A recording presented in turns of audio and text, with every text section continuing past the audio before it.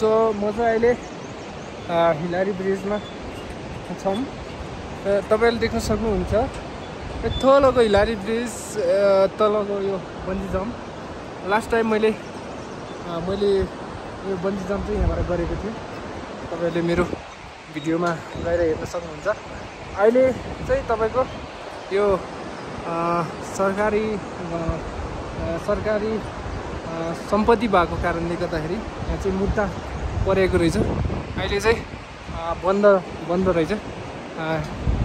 अस्ति एउटा पत्रकार आएको थियो, त्यसले कुरा उठाएको थियो, अनि त्यसपछि के भयो थाहा भएन। र अहिले चाहिँ बन्द छ है।